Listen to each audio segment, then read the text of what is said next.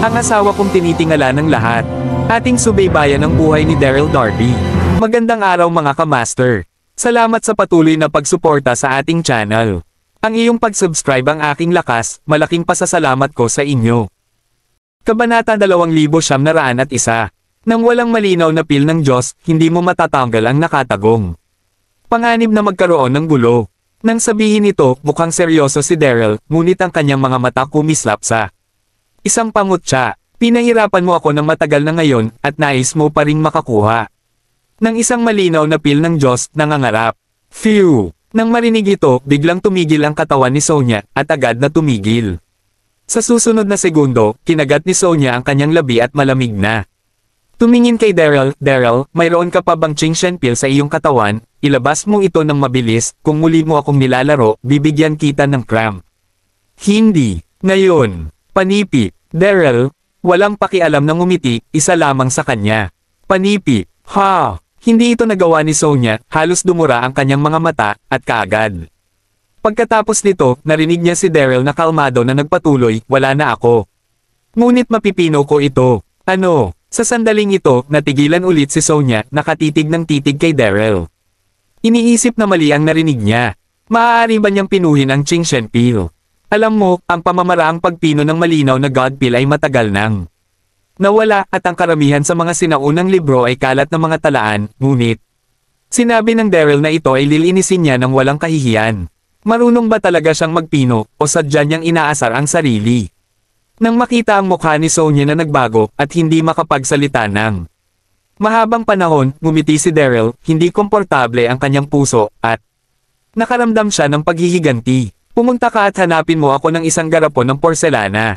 Sa oras na ito, si Daryl ay tinatimad na magsalita ng walang kabuluhan, at nag-order kay Sonia. Ano ang sinabi mo? Reaksyon ni Sonia, malamig na nakatitig kay Daryl. Ang pinuno ng kanyang sariling marangal na Cheney sect ay tinawag mismo ni Daryl bilang isang lingkod. Kung gusto mo pa ng isang malinaw na pil ng Diyos, gawin mo lang ang sinabi ko. Tumayo si Daryl, inunat ang baywang, at mahinang sinabi.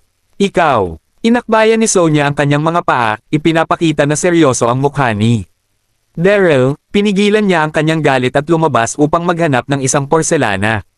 Naggarapon na papasok.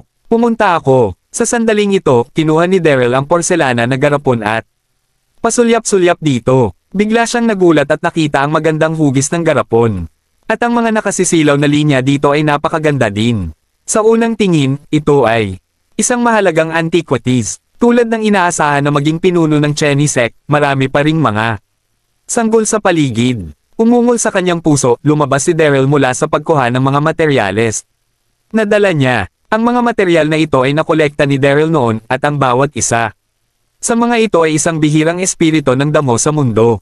Hindi nagtagal, handa na ang lahat, ngunit si Daryl ay hindi nagsimulang magpino, ngunit naupo doon, nakangiti kay Sonia. Nakasimangot si Sonia, ano ang pagtingin mo sa akin? Bakit hindi ka nagmadali upang makagawa ng alchemy?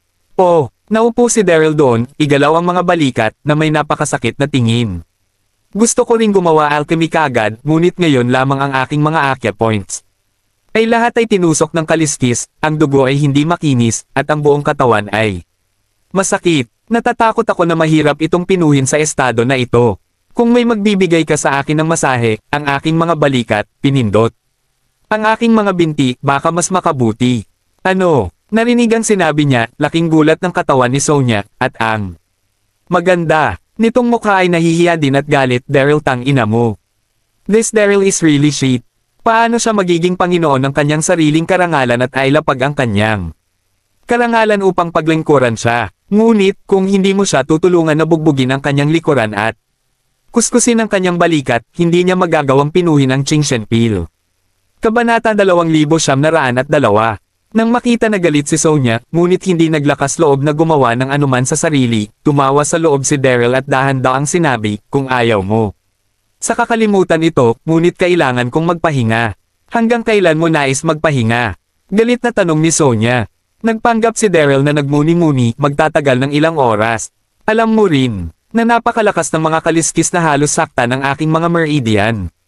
Ito, nag-aalala si Sonia nang marinig niya ito.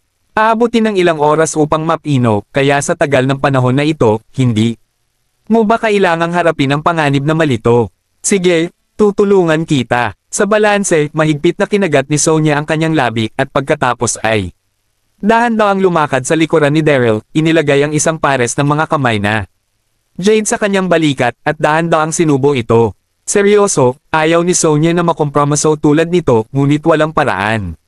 Sa paglipas ng mga taon, sa tuwing sisubog ang lakas na iyon sa katawan.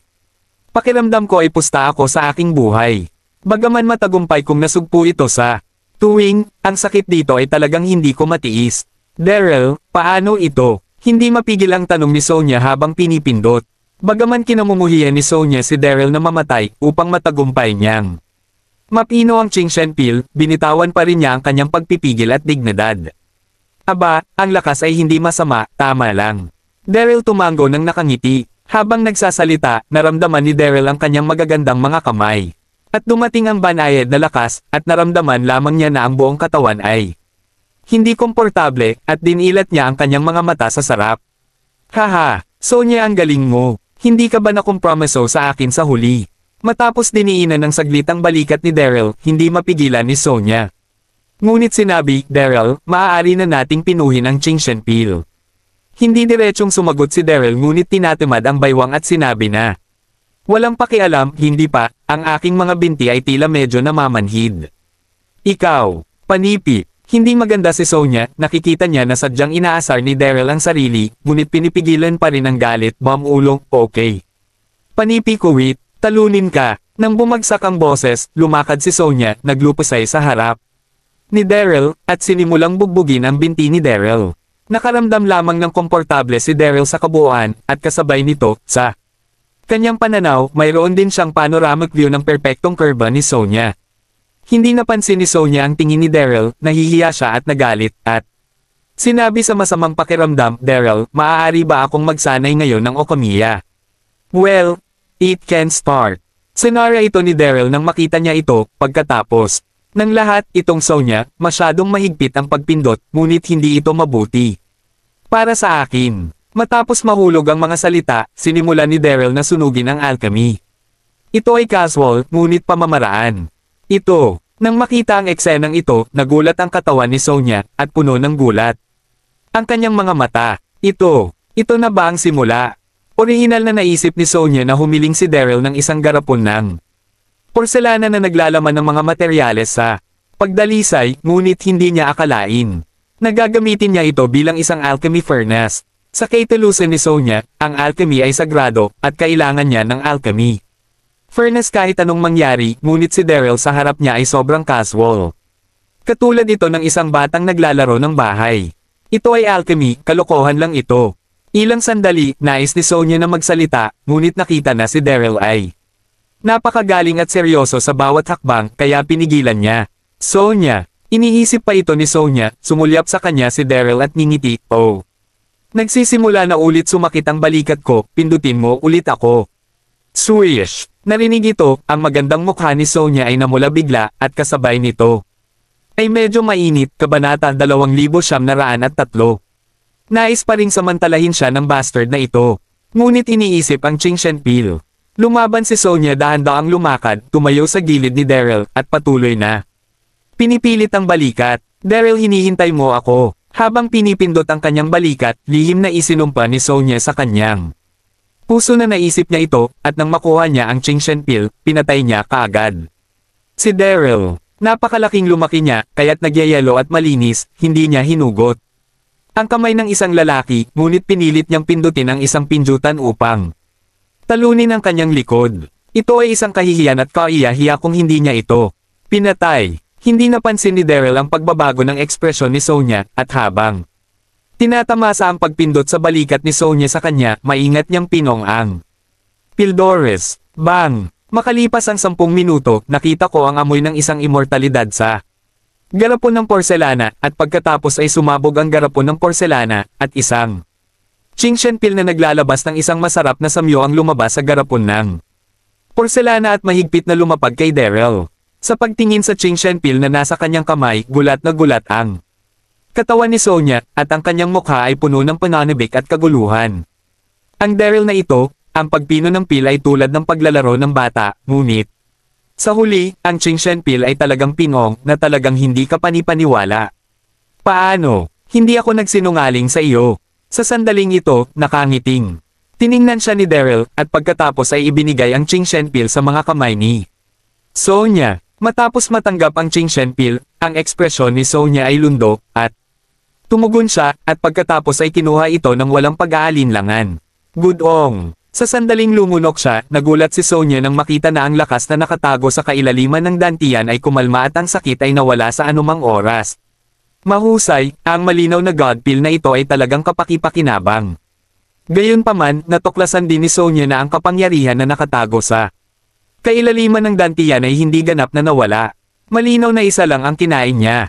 At ang problema ay hindi pa nalulutas. Napagtanto ito, kinagat ni Sonya ang kanyang labi at sinabi kay Daryl. Daryl, maaari mo akong tulungan na madagdagan pa. 12 nang. Nang marinig ito, tumawa lamang at sinabi. Sa palagay mo ba masaya ako? Na gusto kong magkaroon ng maraming mga materyales, sapat lamang kaya ang isang pagdadalisay. Na sinabi, ang hangin ng bundok ay huminga ng malalim, nagpatuloy siya, at kahit na matulungan kita ngayon higit pa sa ilang pagpino, hindi ka agad makakagaling. Panipi. Bigla namang pagkabigla ni Sonya, tuliro at sinabi, bakit? Panipi, tawag ka. Nakahinga ng maluwag si Daryl at ngumiti, dapat mong malaman na ang 10,000 taong buhay niya na iyong kinuha ay masyadong mahaba at ang kapangyarihang iyon ay tuluyan ng tumago sa iyong mga dantian meridian. Imposibleng pagalingin. Lahat ng sabay-sabay. Bagaman ang Ching Shenpil ay mahusay na gumagana, hindi ka maaaring kumain ng higit pa. Ang pinakamahusay na paraan ay upang dalhin ito isang beses sa bawat 2 araw ng 3 buwan, sa gayon ay maaari itong ganap na eradicated, kaya kahit ako pagsasanay ito para sa iyo ngayon ako gumawa ng 100 at walang silbi kung kakainin mo ito. Ano? Kailangang uminom ng 1 tablet bawat 2 araw. Sa sandaling ito, mahigpit na kinagat ni Sonya ang kanyang labi at natigilan ang kanyang buong katawan. Kung nais niyang gumaling, dapat niyang panatilihin sa tabi niya si Daryl sa loob ng 3 buwan. Sa kanyang pagkatao, hindi pa rin niya hinayaang bugbugin ang likod at kuskusin ang balikat araw-araw. Si Sonya ay naging mas inis lalo na niyang iniisip ito at naging balisa. Daryl. Sa wakas, makalipas ang 10 segundo, kinagat ni Sonya ang kanyang labi. At tumingin kay Daryl at sinabing, ikaw, maaari mo ba akong turuan na pinuhin ang Ching Shenpil? Nang sabihin ito, tuluyan nang nawala sa dati ang kaiabangan ni Sonya, at ang kanyang tono ay nagmamakaawa. Naisip ni Sonya, walang ibang paraan kundi ang tanungin si Daryl na turuan siya kung paano pinuhin ang Ching Shenpil. Ano ang pinagsasabi mo? Natigilan si Daryl, at pagkatapos ay ngumiti, narinig ko iyon ng tama. Sonya, gusto mo akong patayin, ngayon ay hinihiling mo sa akin na turuan kita ng alkemiya. Sa palagay mo posible. Gayon din, tulad ng sinabi namin dati, bibigyan kita ng isang malinaw na pil ng Diyos. Nais mong pakawalan ako, pinong ko ito para sa iyo, hindi mo masabi. Ang Sonya magandang mukha ay biglang nahiya at ganap na balisa, Daryl. Nagkamali ako, hindi kita dapat pretuhin ng ganyan ngayon lang, hindi ko dapat butas. Nang kaliskis ang iyong mga akupong, mali ako. Kabanata 2904. Humihingi lang ako ng paumanhin. Tamad na naupo si Daryl doon, na ipinakita ang isang bahagyang ngiti, walang sinseridad. Kinagat ni Sonya ang kanyang labi at marahang ibinaba ang kanyang ulo, sinabi, kung gayon, saka mo rin tinusok ng kaliskis ang aking mga akupong, okay. Sa oras na ito, hindi inaasahan ni Sonya na siya ay mababa at mababasa harap ni Daryl, ngunit upang tuluyang maitaboy ang lakas sa katawan, hindi niya may ibang paraan. Prick you with scale thorns. Tinaas ni Daryl ang sulok ng kanyang bibig at mahinang ngumiti, hindi ako ganon kalupit. Nang sinabi niya ito, walang malasakit ang ekspresyon ni Daryl, ngunit ang puso niya ay lihim na nababalisa. Ito ang sight ni Sonya, kung hindi mo siya tuturuan, natatakot akong hindi ako makaalis. Sa pag-iisip tungkol dito, tumingin si Daryl kay Sonya, hindi imposibleng gugustuhin ko na turuan kita ng pamamaraan ng alchemy, ngunit kailangan mong pumunta sa isang guro. Oo, sadyang binibigyan ni Daryl ng problema si Sonya, hindi totoo. Upang tanggapin siya bilang isang alagad, kung tutusin, ang babaeng ito ay may isang malakas na ugali at malupit. Ano? Apprentice. Narinig ito, nanginginig ang katawan ni Sonya, at likas na lumalaban, ito. Tuldok panipi, kalimutan mo lang ito kung ayaw mo. Kung titingnan ang kanyang ekspresyon. Si Daryl ay mukhang walang pakialam at tumayo at sinabi, kung gayon ako ikaw. Paalam, nangako kang bitawan mo ako. Bilang pinuno ng sekta ng Elysium Gate, kailangan mong gawin ang sasabihin mo. Panipi, matapos bumagsak ang mga salita, lalabas na sana si Daryl palabas ng lihim na. Si Lid, huwag, si Sonya ay, biglang nag-alala ng hindi tumagal ng dalawang. Hakbang, tumakbo at yamakap sa braso ni Daryl. Kaagad pagkatapos, mahigpit na kinagat ni Sonya ang kanyang mga labi, tila. Nakagawa ng isang malaking desisyon sa kanyang puso at napaluhod. Guro, disipulo nakikita ang Panginoon. Si Sonya ay nakaluhod sa lupa at, sa mandel ng bahagya, ang kanyang mukha ay puno ng katapatan. Sambahin si Daryl bilang isang guro, nakaramdam si Sonya ng 10,000. Nag-aatubili, ngunit walang paraan. Upang lubos na malutas ang nakatagong panganib. Nang dantian, aminin lamang niya ito. Bukod dito, napansin din ni Sonya na si Daryl ay may balakang at nakangiting. Mukha, mayroon din siyang tunay na kasanayan. Ngayon lang, sa pagitan ng pakikipag-usap at pagtawa, pinino niya ang isang malinaw na God feel. Paano ko, magtanong sa mundo, sino ang makakagawa nito? Pumunta ako at pumayag. Sa sandaling ito, natigilan si Daryl. Naisip ko na kung may problema ako sa kanya, hindi na aalisin ni Sonya ang kanyang sarili, at pagkatapos ay hayaang umalis siya, ngunit hindi niya inaasahan na. Talagang mag-aaral siya ng isang guro. Habang nagulat, hindi mapigilan ni Daryl na humanga kay Sonya ng malapitan. Kailangan kong sabihin na ang figure ni Songa ay perpekto, at mula sa anumang anggulo, siya ay napaka-sexy. Siya pa rin ang pinuno ng Cheney sect, at tila hindi masamang magkaroon ng naturang mag-aaral. Sa damdamin sa kanyang puso, mapait na ngumiti si Daryl, kaya, dahil napagpasyahan mong aprobahan ng isang guro, tuturuan kita sa iyo na pinuhin ang Chingzinpil, ngunit dapat mong tandaan na upang maging aking apprentice, dapat magkaroon ka ng hustisya sa iyong puso at hindi ka dapat gumawa ng masama sa arena. Tumanggaw si Sonya, at magalang na sinabi, Guro, huwag kang mag-alala, dapat sundin ng alagad ang mga tagubilin. Panipi, tuldok. Sa sandaling ito, sa kabilang panig. Sa labas ng gate ng clubhouse, si Wanxiang ay patuloy na nagbabantay ng ilang oras, hindi nakita ang paglabas ni Daryl, at biglang nagkaroon ng sunog. Kasabay nito, ang katotohanan na mayroong isang kagandahang nagbabantay sa pasukan ng club ay agad na kumalat sa Zaihuo City. Maraming tao ang nagpunta upang manood. Ang panloob na 3 palapag at ang panlabas na 3 palapag ay masigla. Maraming tao ang tumuturo sa mga hikaong insenso, nagkaroon ng maraming talakayan. Napakaganda nito. Nandito ba upang harangan ang asawa ko? Hoy, mayroong isang napakagandang asawa na pupunta sa clubhouse. Patuloy na dumarating ang talakayan, at ang amoy ng ilusyon ay hindi maganda. Ang kontrabida na si Daryl ang naging dahilan upang hindi siya maging responsable. Akala ko, si Wanxiang ay walang pasensya, at sumigaw sa clubhouse. Masamang batang lalaki, kung nais mong maging isang lalaki, lumabas ka lang sa akin, huwag kang urong sa loob tulad ng pagong. Wanxiang sa oras na ito, ako hindi pa alam, si Daryl ay kinakalkila ni Ye Hongchang at kinuha na. Matapos sumigaw ng maraming beses, walang sino man sa clubhouse ang tumugon.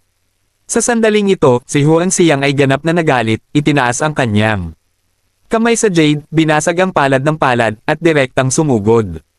Wow! Nang makita ang eksenang ito, ang lahat ng mga nanunood ay nagulat, at nagkalat sila sa paligid. Kasabay nito, ang mga panauhin sa clubhouse ay gulat na. Gulat! Makalipas ang kalahating oras, hinanap ni Wanxiang ang buong clubhouse. Ngunit hindi nakita ang anino ni Daryl, doon lamang napagtanto na wala na si Daryl. Dito, Kabanata 2905. Kontrabida, kahit na tumakbo ka sa dulo ng mundo, mahuhuli kita ng aking sariling mga kamay. Nakikita ang maraming tao na nanunood sa paligid, huminto si Wanxiang sa pananatiling labis, huminga ng malalim, at direktang lumipad. Woo! Pagdating ko pa lang sa may burol sa labas ng bayan, nakita ko ang isang tunog ng mga yabag sa kakahuyan na hindi kalayuan. Kaagad pagkatapos, nakita ang 2 figure na dahan-daang naglalakad. Isang lalaki at isang babae. Ang lalaki ay nakasuot ng itim na balabal, mapatla ang mukha, hindi niya Makita ang kahit kaunting galit at mayroon ding masamang espiritu sa buong katawan niya. Ang babae ay nagsusuot ng mahabang damit na lila na napakaganda na napuno. Siya nang hininga ng isang engkanto. Ang isa ay puno ng diwata, ang isa pa ay puno ng maliit na kadiliman, ngunit ang paglalakad sa mga pangkat, ang tanawin na ito ay mukhang kakaiba. Oo, ang mga kalalakihan at kababaihan na ito ay sina Chester at Zian.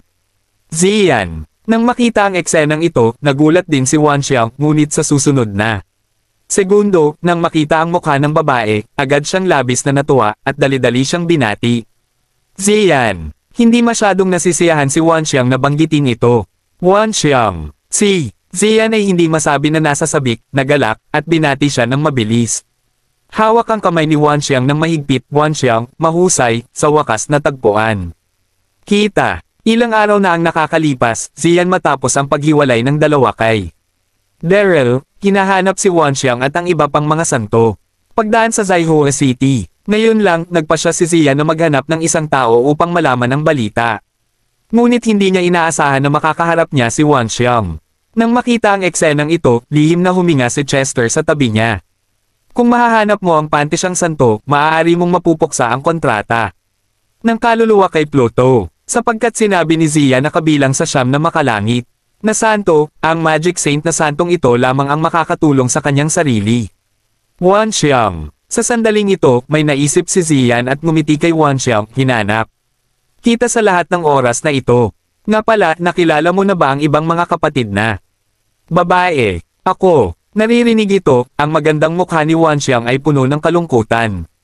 Nakilala ko si Langsen, ngunit siya. Nang maisip niya ang malubhang pagkamatay ni Langsen, nagkaroon ng puso si Wanxiang. Nanginginig ng walang katapusan. Napagtanto na ang mukha ni Wanxiang ay mali, mabilis na sinabi ni Lanzin. Nabunggo mo ba si Langsen? Ano ang nangyari sa kanya? Eri. Sa sandaling ito, hindi na mapigilan ni Wanxiang, hinagis niya ang sarili sa mga braso ni Zian, at lumuha. Lanzin, siya, pinatay siya. Ang nakita, kusahantan ay detalyadong sinabi. Sa pagtatapos ng usapan, ang luha ni Wanxiang ay patuloy na dumadaloy, at ang kanyang mga mata ay puno ng kalungkutan at galit. Hinabol ko ang kontrabida at dumating sa lungsod na ito, ngunit sa wakas ay hinayaan ko siyang tumakas.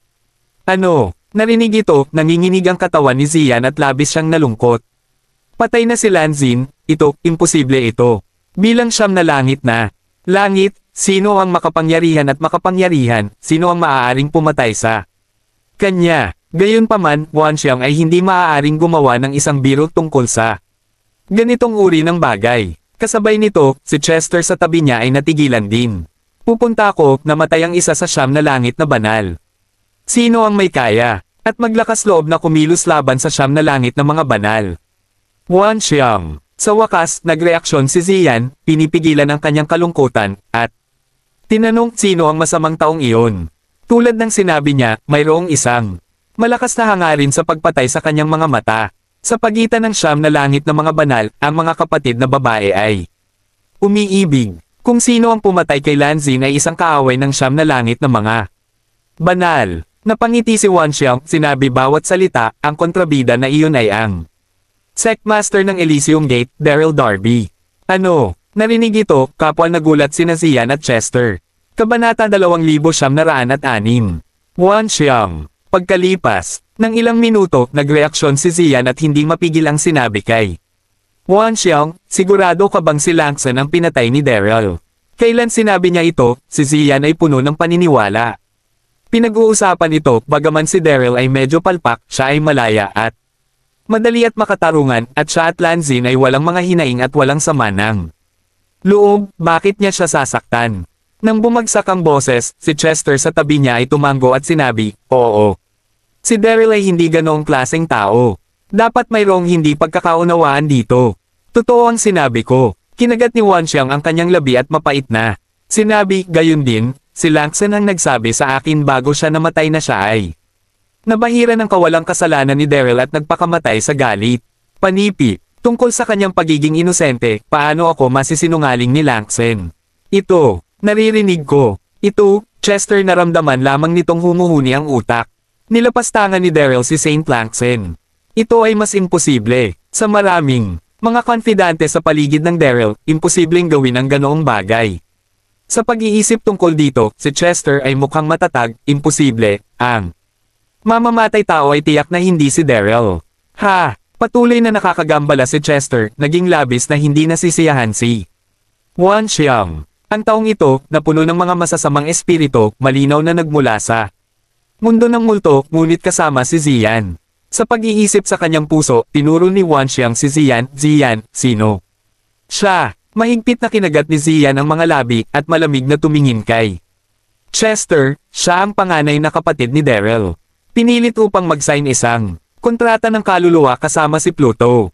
Panipi, galit na galit din si Ziyan sa oras na ito. Pinag-uusapan ito, hindi naniniwala si Ziyan na si Lanzin ay pinatay ni Daryl, ngunit sinabi ni Wan Xiang na ang ebidensya ay solid at halatang hindi maaaring magkamali. At ang lalong nagalit kay Ziyan ay ang labis niyang pagtitiwala kay Daryl.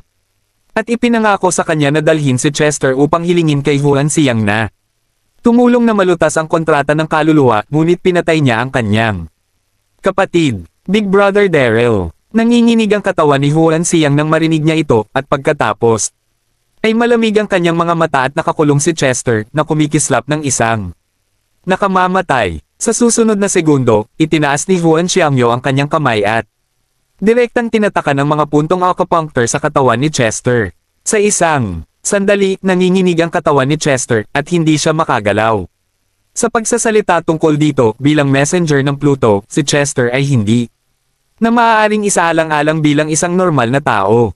Ang average na magsasaka ay hindi talaga siya makontrol, ngunit ginagamit ni Huan Xiang ang natatanging pamamaraan ng acupuncture ng Nine Heaven Saints na labis na mahiwaga at pangunahin kay Chester. Hindi makalaya. Totoo na may mga mata ang langit, tumakas ang kontrabida na si Daryl, at sumamba ang kanyang nakatatandang kapatid, ngunit automatiko siyang pinapunta sa pintuan. Hindi maitago ni Wan Xiang ang sama ng loob sa kanyang puso, nakatingin sa kapangitan at kapangitan, sinasabi salita sa pamamagitan ng salita dahil ikaw ay panganay ni Daryl ay tiyak na alam ng maraming mga lugar ng pagtatago, mabilis na dalhin kami sa kanya. Boses pababa, Ziyan sundin malamig. Chester, agad na dalhin kami sa bundok ng hangin. Sa lila sa puso niyan, ang orihinal na impresyon ni Daryl ay maganda. Ngunit sa sandaling ito, ang mabuting kalooban ay ganap na nawala, at isang malalim na pagkamuhi ay napalitan. Tumawag ka. Huminga ng malalim si Chester at mukhang desidido, dalawang santo. Napakakakaiba ng bagay na ito. Naniniwala akong walang sala si Daryl. Hindi niya magawa ang ganoong bagay. Nagbakwibol ka pa rin para sa kanya. Humakbang si Wan Xiang, ang maganda.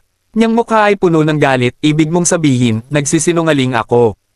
Nagbibiro ako tungkol sa kawalang kasalanan ng aking kapatid. Sinasabi ko sa iyo, ang malupit, na iyon Daryl ay nadungisan si Langson at ginawang magpakamatay. Ito ang katotohanan. Ayaw mo ba itong tanggihan? Panipi, si Daryl ay hindi ganoong klaseng tao. Mahigpit na ngumisi si Chester sa kanyang mga ngipin at matatag na tumayo. Nabigla, sa sandaling ito, Wan Xiang ay hindi talaga mapigilan, tinaas ang kamay ni Yu at sinampal ng husto si Chester.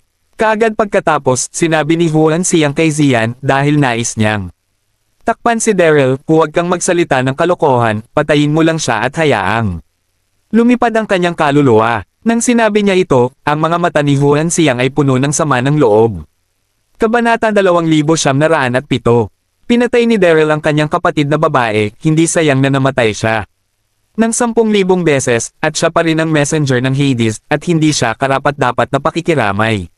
Si Ziyan ay may malamig na mukha, tumango, at pagkatapos ay inilabas ang kanyang mahabang tibak upang simulang makitungo kay Chester. Ikaw. Pagkakita sa eksenang ito, si Chester ay nagulat at nagalit, at kasabay nito ay labis siyang nababalisa. Ang inosenteng kalamidad na ito ay talagang mali, kung ganito lang, ayaw talagang makipagkasundo. Akala ko, si Chester ay malapit ng magpumiglas, ngunit ang acupoint ay tinataka ni Huan Xiang at hindi talaga makakilos. Buzzing! Ngunit sa sandaling ito, naririnig ko lamang ang isang bugzo ng hangin na humihip sa kagubatan na hindi kalayuan, at pagkatapos, mabilis na sumugod ang mga itim na anino patungo sa gilid na ito. Napagtanto ang abnormalidad, pinahinto ni Wan Xiang ang kanyang kamay at Sabay na tiningnan si Zian, at laking gulat ng kanyang katawan. Nakita ko ang mga itim na anino, bawat isa sa kanila ay napuno ng yin, at ang kanilang mga mukha ay mapatla, nagtipon, na nagbibigay sa mga tao ng isang nanginginig na pakiramdam. Ang dalawa ay nagtungo, bihis na pareho ang suot kay Chester ang mga messenger ng Hades, Zhong Wachen at Gong Hao. Ito, mga kalalakihan ni Pluto. Nang makita ang eksena sa harapan nila, sina Wanxiang at Zian ay parehong palihim na nakasimangot. Kahit na sila ay siyam na langit ng mga banal, hindi sila natatakot sa mga nasasakupang Pluto, ngunit pagkatapos nilang mahulog sa mainland, ang kanilang lakas ay limitado. Sa sandaling ito, sina Zhong Wachen at Gong Hao ay nasa isang pangkat, at natigilan silang lahat nang makita nila si Wanxiang. Siyam na langit na santo. At may dalawa pa. Dati, espesyal na inutos ni Pluto sa mga embahador na siya sa atin kung nasaan ang Nine Heavens Profound Girl, ngunit wala naman talagang pag-usad, ngunit hindi niya inaasahan na makakaharap niya ang dalawa dito ng sabay-sabay. Sa wakas, nag-react si Gong Hao at tumawa kay Chester, ang swerte talaga. Ngayon, hindi lang niya natagpuan ang Tridor na si Chester, ngunit nakilala rin niya ang dalawang siyam na araw ng mga santo. Zhong Wachen, dumating na ang oras para makapag-ambag tayo ng malaki. Nang usapan ito, puno ng tuwa si Gong Hao. Sa pagkakataong ito ay lumabas siya ng napakaraming sundalo. Siya ay orihinal na dumating upang habulin si Chester ngunit hindi inaasahan na nakilala niya ang dalawang siyam mga banal na langit. Sorpresa! Ang kagalakan. Nang bumagsak ang boses, nagpakita din si Zhong Wachen ng isang ngisi, at sumigaw, mabilis, ibaba ang lahat sa harap mo. Whoosh! Sa sandaling ito, hinimok ng mga sundalong Ming sa ibaba ang kanilang mga figure. Isang ulap na lumampas, mabilis na nakapaloob ang Wanxiang at Zian. Isang bangkos ng mga alipors. Tumingin sa maraming bingwiin, kung magic magandang mukha ng walang kahit kaunting ekspresyon, paghamak at sinabi, salamat sa iyo ang mga sundalong ito. Pons, maglakas loob kami sa siyam na mga kamay ng langit. Isang boses matapos bumagsak, tinaas ni Wanxiang ang kanyang kamay at iginuhit ang kanyang mahabang espada.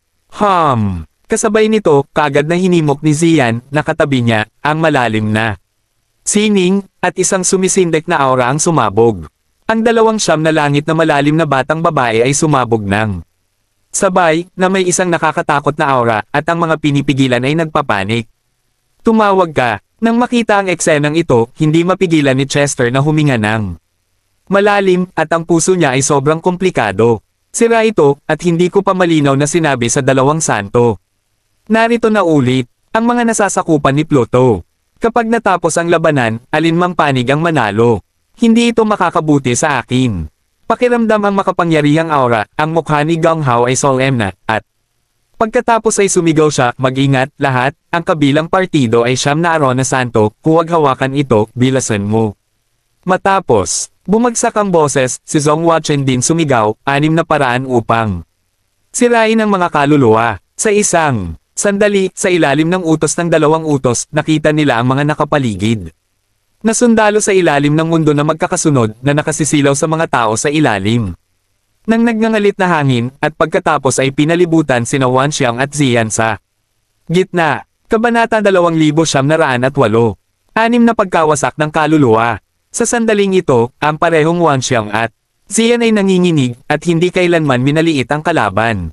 Tulad ng siyam na araw na santo, alam ni na Wanxiang at Zian na si Pluto bilang master ng mundo ng aswang, ay may maraming makapangyarihang pamamaraan, at ang 6 na pormasyong pumatay ng kaluluwa na ito ay isa sa kanila. Kapag na-trap, hindi lamang ang lakas ang maaapektuhan, ngunit mayroon ding isang panganib ng kamatayan. Ngunit pagkatapos ng paghinahon, hindi nagpanik sina Wanxiang at Zian. Nakipagtulungan sa isa't isa, at mabangis na nakipaglaban kay Gong Hao. Gayunpaman, sina Wanxiang at Zian ay dalawang tao, at ang kanilang lakas ay limitado. Umasa sa 6 na totoong porma sayo ng pagpatay sa kaluluwa, pinipigilan ng pangkat ng mga tao ni Gong Hao ang Wanxiang, at sa isang iglap lang ng mata. Lumipas ang kalahating oras, sina Wanxiang at Zian ay hindi pa nagawang masira ang pagbuo. Nakita ang eksenang ito. Ang sumusunod na Chester ay nabalisa.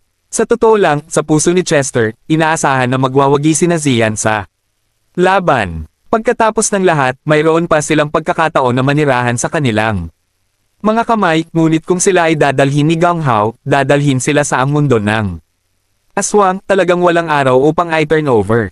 Ang sitwasyon ay nagiging mas at mas hindi kanais-nais, si Wan Xiang ay medyo balisa rin, hindi mapigil ang sumigaw, huwag isiping maaari mong mabuo ang 6 na pumatay sa kaluluwa upang mahuli ang ating mga kapatid na babae. Ngayon, ganap kong buburahin ang mga kasamaan mong masama.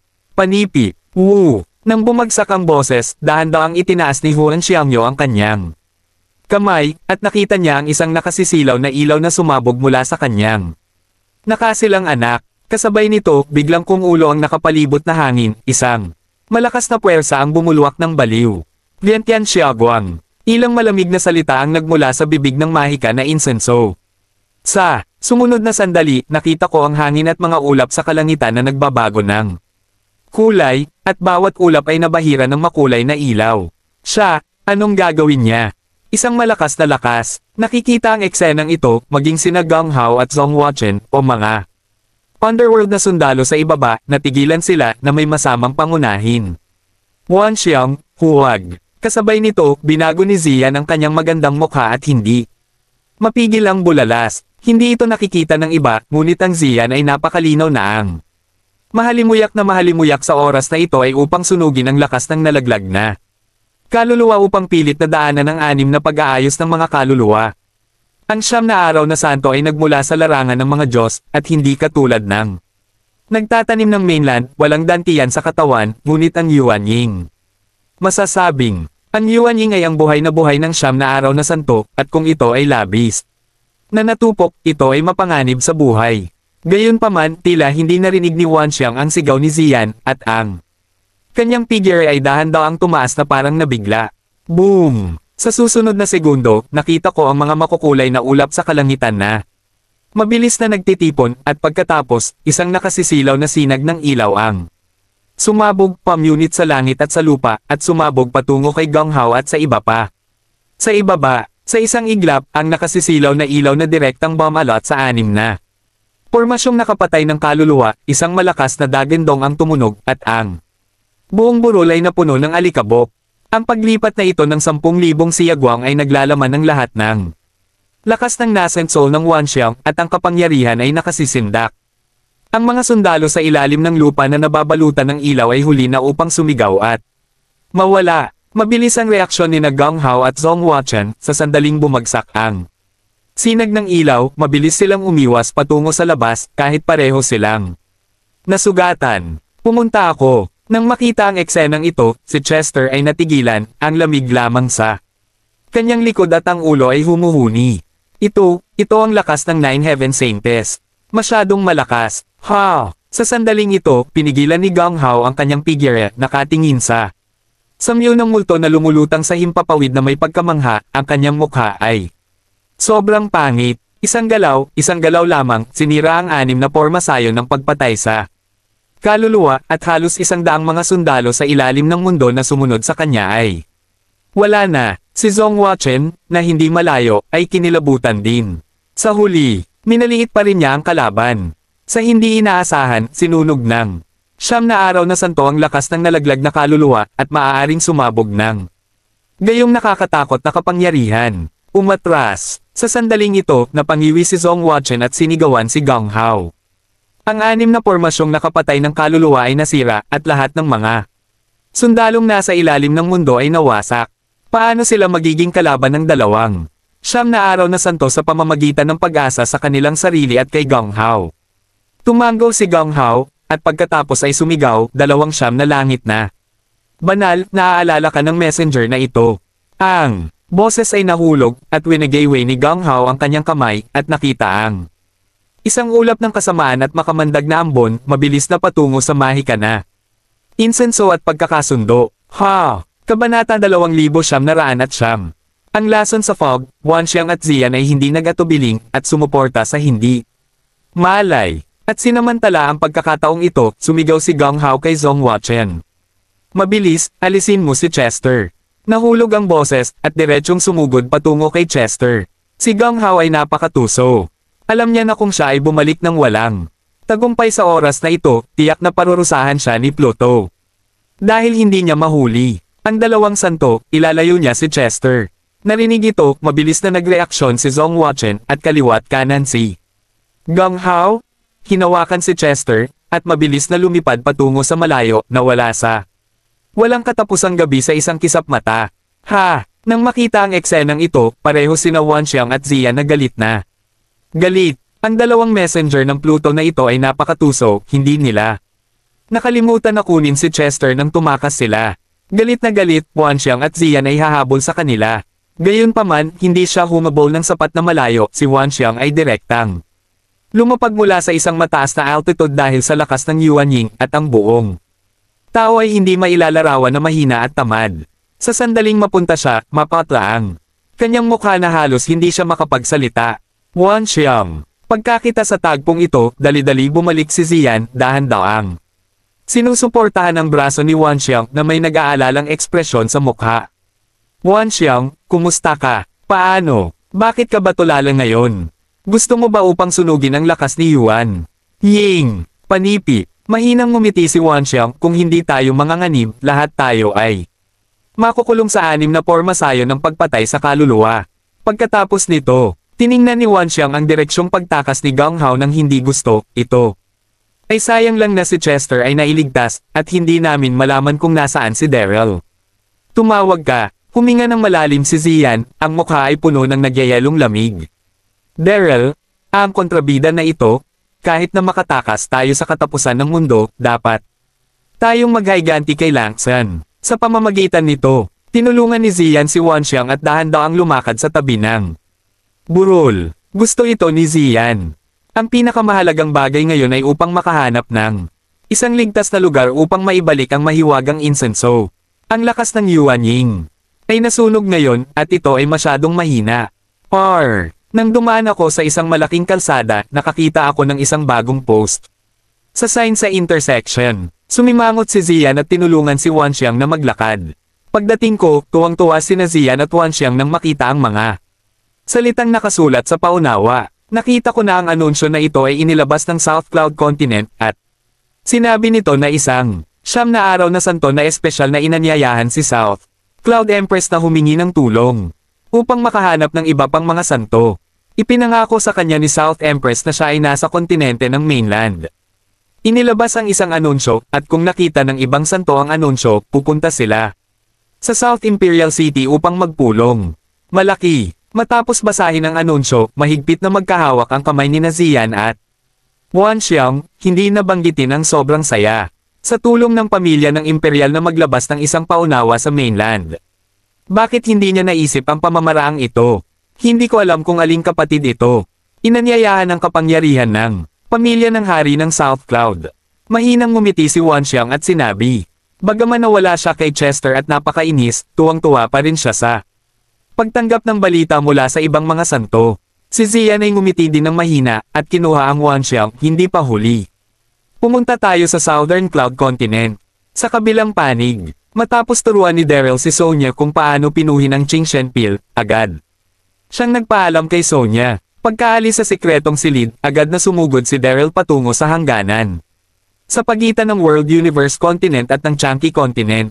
Ang liham na iniwan ni Ambrose ay nagsabi na siya, Sarah, at Yvette at iba pa ay maghihintay sa kanya sa hangganan. Tumawag ka. Matapos ang ilang oras na paglipad, sa wakas ay nakarating sa kanyang patutunguhan si Daryl, isang bakuran na matatagpuan sa malalalim na bundok at mga makakapal na kagubatan. Maaari mong makita na ang kapaligiran dito ay tahimik at ito ay isang napakahusay na retreat. Oo, ito ay isa pang tirahan ng Celine. Bilang isang pantas na tao, mas gusto ni Celine na maglakbay sa mainland. Sa makatuwid, ang bawat kontinente ay espesyal na nagtayo ng mga hermit. Kabanata 2910. Matapos pahalagahan ang nakapalibot na kapaligiran, dahan-daang lumakad si Daryl papasok sa bakuran. Daryl, pare, sa sandaling ito, ang mga taong naghihintay sa bakuran ay mabilis na nagtipon, lahat ay nasa sabik. Big Brother. Kasabay nito, tuwang-tuwa din si Sarah. Mabilis siyang lumakad, nanginginig. Ang katawan sa sobrang kaba, napagan ang loob ko nang makita kong maayos ka.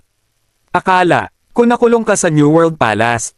Panipi, nahulog ang mga salita, si Sarah ay bumulusok sa mga bisig ni Daryl nang sabay-sabay. Ngumiti si Daryl at tinapik ang mabangong balikat ni Sarah upang aliwin paano ako masasalo ng palasyo ng apokaliptiko.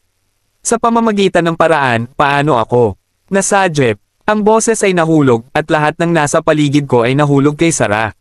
Si Yvette ay ngumiti ng mahina at sinabi sa oras na ito ang tungkol sa Sarah. Tulad ng sinabi niya, nagbigay siya ng isang detalyadong account kung paano siya naligtas sa oras na iyon. Pumunta ako. Narinig ito, laking gulat ng puso ni Daryl at hindi siya makapaniwalang tumingin kay Sarah, talaga. Sa oras na ito, labis na nagulat si Daryl. Akala niya si Ambrose ang nagligtas sa lahat sa oras na ito. Pagkatapos ng lahat, bago si Ambrose ay pinutol ni Haring Kenny, hindi sinasadyang naisip ni Daryl na nauugnay ito sa pamilyang Carter, ngunit hindi niya inaasahan na si Sarah ang nagligtas sa lahat. Pinag-uusapan ito, bagaman sinasamba ni Sarah ang 7th Buddha Fang Mao. Bilang isang guro at naging 1,000 mukha ang tao, kung tutuusin, may limitadong karanasan siya sa arena. Kuya, nang makita ang pagkamangha ni Daryl, bumiti si Sarah at may kasamang pagmamalaki, huwag mo akong maliitin, lumaki. Ako, at hindi ako ang maliit na batang babae na iyong pinrotektahan dati. Narinig ito ni Daryl. Hindi ko mapigil ang tumawa, hindi ko maipahayag ang kaluwagan sa aking puso. Sa susunod na segundo, lumingon-lingon si Daryl at nakita ang sitwasyon ni Yvette lahat at laking gulat ng kanyang puso. Ikaw, huminga ng malalim si Daryl at nagulat ng sinabi, nasaan ang iyong panloob na lakas. Nakita ni Daryl na lahat sina Yvette at Dax lahat ay nawala ng walang bakas ng kanilang dantian panloob na lakas. Nang walang kaunti ng lakas, halos lahat sa kanila ay naging ordinaryong tao. Paano ito nangyari? Naramdaman lamang ni Daryl na humuhuni ang utak, tumingin sa paligid, at nagulat na sinabi, ano ang nangyari sa mundo? Nako, nako, nako. Nagkatinginan ng bawat isa at halos sabay na nagbuntong hininga. Ang susunod na segundo, Yvette, ang magandang mukha, ay nagpapakita ng kaunting kalungkutan. Iyon ay hindi ang pambungad na anggulo, kinukuha namin ang kanyang kawalang kamatayan, nagkalat kapangyarihan, panloob na puwersa ay nawala mga kaibigan. Sabi ng oras, si Yvette greeted kanyang ngipin lihim, naiinis. Kung hindi dahil sa panloob na lakas, hindi siya naaresto ng Kenny dati. Sa sandaling ito, si Dax ay mabilis na lumabas at inis na inis, Daryl, ang sungay na iyon ay ambisyoso, at determinadong puksain tayong lahat. Kung ang magnanakaw na ito ay hindi natanggal, ang batas ng langit ay mahirap tiisin. Bumagsak ang boses, lahat sa paligid ay sunod-sunod silang tumutugon. Oo, nang tumigil sa digmaan ang mainland continent at ang tribo ng Raksha. Dapat patayin si Zhang Ju. Ang taong ito ay masyadong tuso at kasuklam-suklam. Tangin asterisk ngayop na ta. Alam ang sitwasyon, galit na galit si Daryl, kinuyam ang mga kamao, ngumisi. Ang mga ngipin at umungol, Zhang Ju, siya na ulit ito. Ang Zhang Ju na ito ay nag-frame ng kanyang sarili upang lapastanganan si Changer, sinasaktan ang kanyang sarili at Elysium Gate at ang kanyang reputasyon. Sa bumagsak sa mainland, sinalakay din nila ang mga tao ng pamilyang Carter. Sa oras na ito, ang puso ni Daryl ay ganap na nababalot ng galit. Daryl, sa sandaling ito, isang payat na figure ang dahan-daang lumabas ng silid. At ang hindi mailalarawan na kagandahan at katahimikan ay si Celine iyon. Sa oras na iyon, pagkatapos na iligtas ng Sarah si Yvette at ang iba pa, sumali siya sa Celine sa kauna-unahang pagkakataon at sa muling pagkikita kay Ambrose, siya ay magkasama na dumating sa liblib na lugar na ito. Ang bawat tao sa Yvette ay nawala ng kanilang panloob na lakas, at si Celine ay naghahanap ng paraan. Ngayon lang, nagbabasa siya ng mga sinaunang libro. Sa silid, at nang mabalitaan niyang darating si Daryl, nagmadali siyang lumabas. Maraming salamat po, mga kamaster. Paki-subscribe and hit the notification bell para sa susunod nating kabanata.